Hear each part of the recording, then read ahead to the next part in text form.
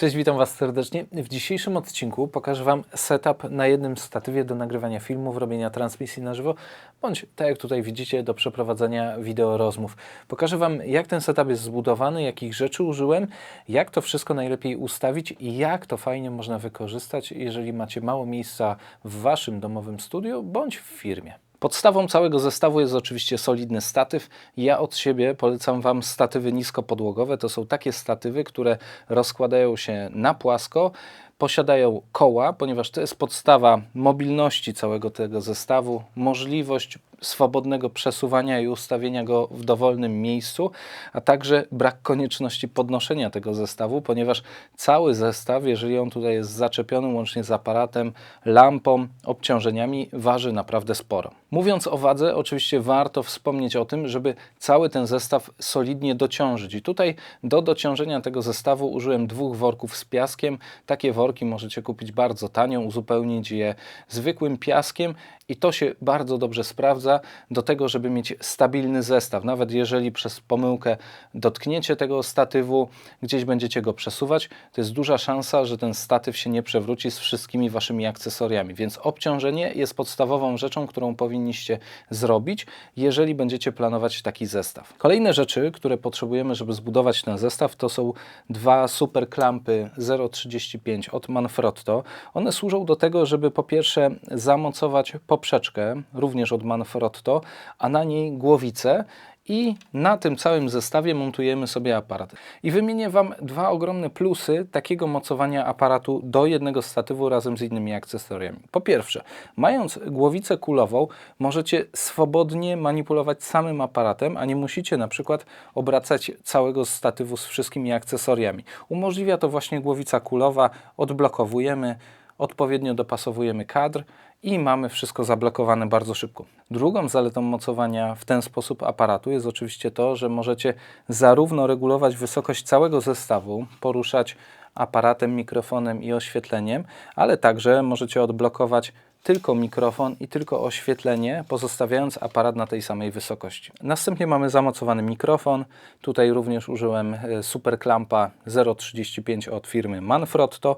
Do tego przymocowane jest ramię Manfrotto 196 i na końcu przymocowany jest tutaj mikrofon, to jest Boya BY BM3031. I oczywiście do tego setupu także będzie Wam potrzebny kabel przedłużający, mini jack do mini jack, dzięki czemu będziecie mogli mikrofon wysunąć mocno do przodu i ustawić go blisko ust. Plusem tego ramienia jest to, że możecie właściwie ramię zablokować w dowolnej pozycji, umiejscowić tak mikrofon, żeby był on poza kadrem, a także żeby był skierowany w kierunku ust i możliwie najbliżej ust. Dzięki czemu nagracie naprawdę bardzo dobrej jakości dźwięk, dużo lepszej niż gdyby mikrofon był umiejscowiony tutaj na stopce aparatu. To jest dźwięk nagrany przez mikrofon wbudowany w aparat. Raz, 2, 3, 4, 5. To jest dźwięk nagrany przez mikrofon shotgun umieszczony na aparacie. 1, 2, 3, 4, 5. To jest dźwięk nagrany przez mikrofon Boya typu shotgun umieszczony na ramieniu mikrofonowym. Raz, 2, 3, 4, 5. Oczywiście nie musicie korzystać z takiego mikrofonu typu shotgun. Możecie również skorzystać z takich bezprzewodowych mikrofonów jak Rode Wireless Go 2, Blink Saramonic 500 Pro, ewentualnie Holyland Lark 150. I ostatnią częścią zestawu jest ramię z uchwytem gripowym, dzięki któremu możemy zamocować na nim lampę. Lampa to jest lampa z jedną diodą COB, jest to lampa Nanlite Forza 60 i plusem ogromnym tej lampy jest to, że jest ona naprawdę małych rozmiarów, jest bardzo lekka, mieści się właściwie na dłoni. Do tego będziecie potrzebować oczywiście adaptera, jest to adapter przejściówka z uchwytu mini Bowens na pełny Bowens i do tego jest potrzebny jakikolwiek softbox. W moim przypadku wykorzystałem softbox od firmy Nanlite. Jest to softbox 90×60, czyli w prostokącie. Zazwyczaj korzystam z softboxów oktagonalnych, jednak w tym setupie wydaje mi się, że łatwiej jest manipulować softboxem, który ma jakiś bok krótszy, dzięki czemu możemy go umiejscawiać w różnych pozycjach, jest troszkę łatwiej. chociaż polecam Wam niezmiennie softbox oktagonalny 120 cm albo 90 cm. Ja sam sprawdzałem w tym setupie 90 i muszę powiedzieć, że równie dobrze się sprawdza. I tak jak wspominałem, uchwyt gripowy, który tutaj jest zamocowany, umożliwia nam swobodne manipulowanie również światłem. Dzięki temu, że mamy to także na kolumnie centralnej, osobno możemy regulować wysokość lampy. Odblokowując głowicę gripową, wystarczy, że przesuniemy tą lampę właściwie w dowolną pozycję. Softbox się obraca, także możemy go ustawić albo w poziomie, albo w pionie, a także po lewej bądź prawej stronie od aparatu. Możemy ten softbox przybliżyć lub oddalić, a także możemy zmienić kąt padania światła, więc jest to naprawdę wygodna sprawa, jeżeli chcemy dopasować to światło do naszego kadru. Wystarczyły 2 worki z piaskiem, żeby dociążyć ten statyw i możliwości obrotu tej lampy naprawdę są spore.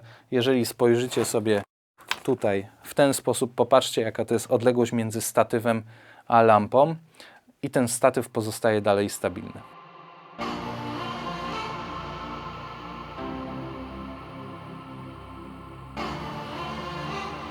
No i tak jak widzieliście, bardzo szybko można ustawić ten setup i przygotować go do nagrywania. Ustawiłem aparat, oświetlenie, mikrofon, także wszystko jest prawie idealne. Możemy teraz zadbać o tło i sprawić, żeby było jeszcze bardziej atrakcyjne.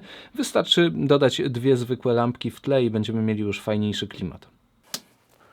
Zobaczcie, jest już dużo lepiej. Teraz to, co możemy zrobić, to oczywiście wprowadzić jeszcze więcej życia do naszego tła i zrobię to za pomocą 2 lampek RGB. Takie małe lampki możecie kupić sobie, one bardzo fajnie sprawdzają się do oświetlenia tła.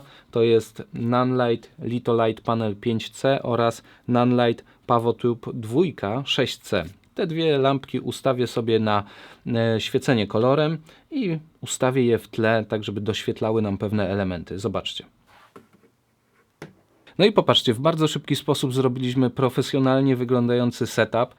Użyliśmy do tego naprawdę prostych rzeczy, małych, zajmujących niewiele miejsca, więc w waszym studio, w domowym studio możecie to praktycznie zrobić wszędzie. Oczywiście musicie pamiętać o tym, że wszystko to, co tutaj zrobiliśmy, to jest kwestia gustu. Jeżeli potrzebujecie troszkę innego wyglądu, nie potrzebujecie takich kolorowych światełek, to oczywiście możecie skorzystać z innej lampy, która na przykład będzie świeciła światłem dziennym. Mikrofon Boya BY3031 możemy także zastąpić mikrofonem krawatowym, gdybyście potrzebowali oddalić się jeszcze bardziej od waszego aparatu. I w tym momencie mogę wam polecić Boya BY-M1. To jest mikrofon, który naprawdę świetnie zbiera. Możecie rozłożyć kabel, który ma długość chyba około 5 metrów, także 5 metrów od aparatu możecie sobie usiąść i korzystać właśnie z tego mikrofonu. Oczywiście musicie pamiętać wtedy, że zasięg lampy będzie wtedy ograniczony, więc dobrze byłoby wtedy tą lampę umieścić na osobnym statywie troszkę bliżej. Oczywiście także możecie skorzystać jeszcze z innego mikrofonu typu shotgun, to jest Boya BY-MM1 Plus, bardzo tani mikrofon, który daje dobrej jakości dźwięk. Jest to również mikrofon typu shotgun, także na ramieniu mikrofonowym nad sobą także zawieszacie taki mikrofon i dzięki temu znacząco poprawicie jakość dźwięku w porównaniu z mikrofonem wbudowanym w aparat. Ten setup możecie bardzo prosto wykorzystać do tego, żeby prowadzić profesjonalne rozmowy, na przykład na Zoomie.